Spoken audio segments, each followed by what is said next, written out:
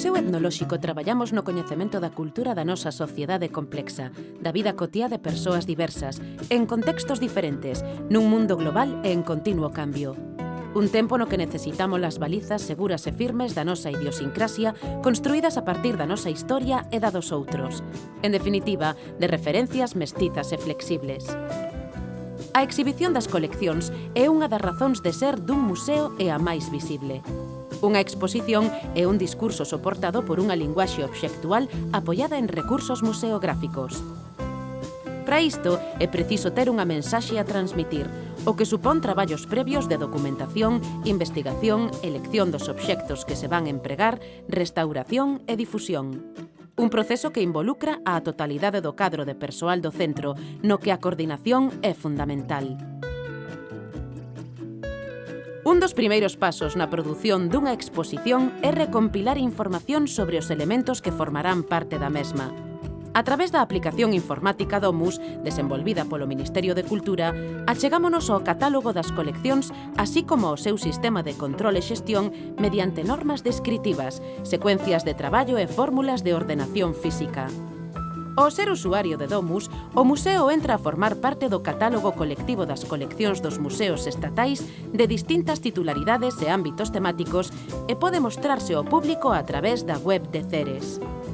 Os fondos bibliográficos da biblioteca rexístranse, catalóganse e clasifícanse co Sistema Integrado de Xestión de Bibliotecas COJA e o acceso a estes documentos bibliográficos faise a través do catálogo colectivo da Rede de Bibliotecas de Galicia que se pode consultar pola internet.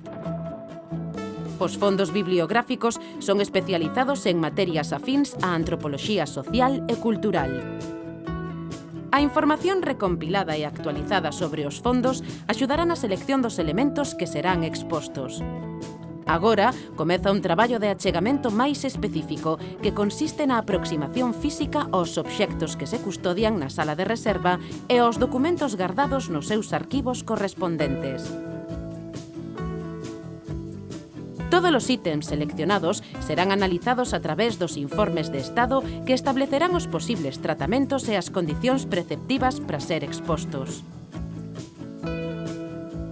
Resolto o tema das pezas, é momento de estudar exhaustivamente o espazo.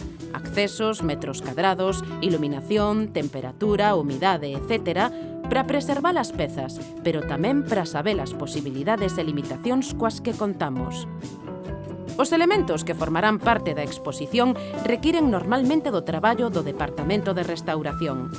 Dende someras actuacións orientadas á adaptación do obxecto á exposición, limpeza superficial, estudo do soporte inmediato, definición dos axentes de preservación, a intervencións máis complexas en tempo e tratamentos, realizadas para facilitar unha lectura axeitada do ben dentro dos criterios de respecto ao patrimonio cultural custodiado no museo.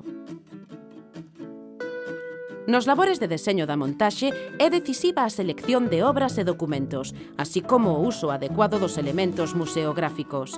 Peanas, vitrinas, tarimas, cordóns, iluminacións, cores, etc., que materializan o discurso expositivo, incluídas as tarefas de limpeza e mantemento dos espazos. O obxectivo é que as pezas falen, pero tamén o goce coas mesmas.